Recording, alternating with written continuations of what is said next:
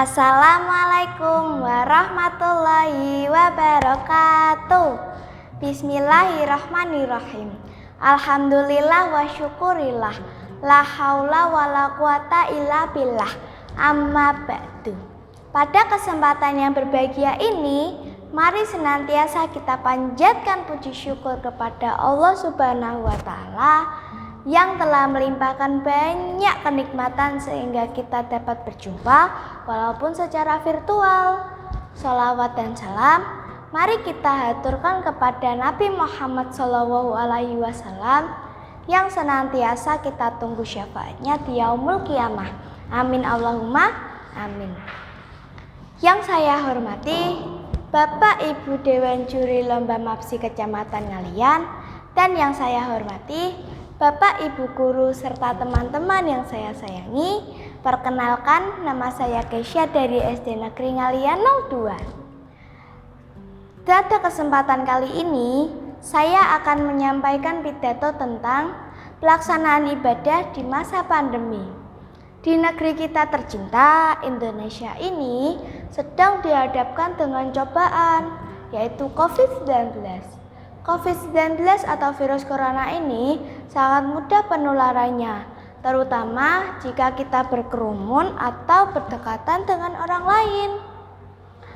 Nah teman-teman, lalu bagaimana kita melaksanakan ibadah yang dilakukan secara berjamaah di masjid seperti sholat? Karena kita sebagai manusia diciptakan oleh Allah, tujuannya untuk beribadah kepadanya.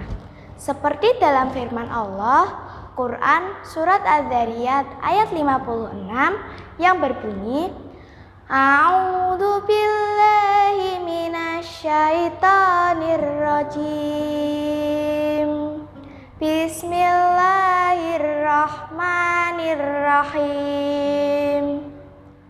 Wa ma khalaqtul jinna wal insa illa liya'budun. Shadaqallahul adzim.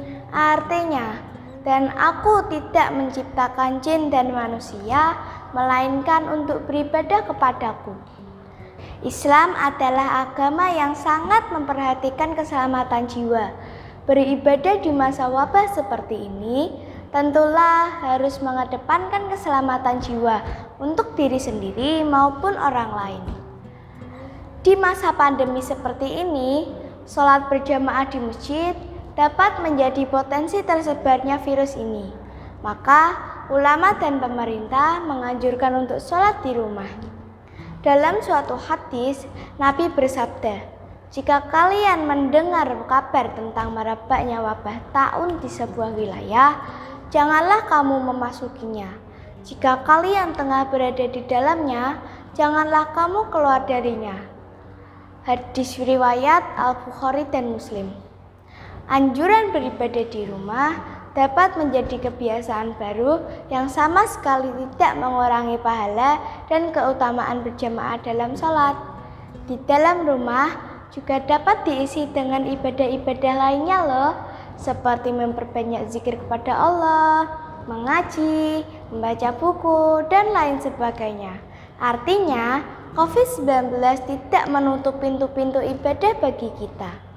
Namun, bila tetap ingin beribadah di masjid, pandemi COVID-19 bukan menjadi alasan tidak bisa melakukan ibadah. Boleh kok ke masjid atau mushola, asalkan tetap menerapkan protokol kesehatan. Antara lain, berwudu di rumah, membawa sajadah sendiri, memakai masker, menjarangkan syah, dan tidak berada di tempat ibadah dalam waktu yang lama. Jadi, jangan sampai pandemi COVID-19 menjadi alasan ibadah kita menjadi kendor ya teman-teman. Biar semangat, yuk kita salawatan dulu.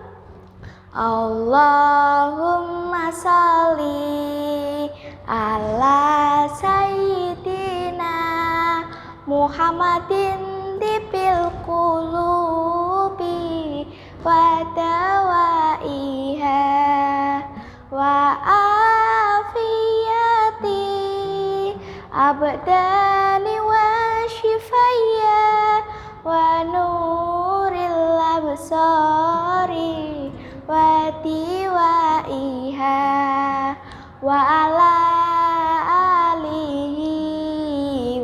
sahbihi wa sallim. Bareng-bareng lagi yuk.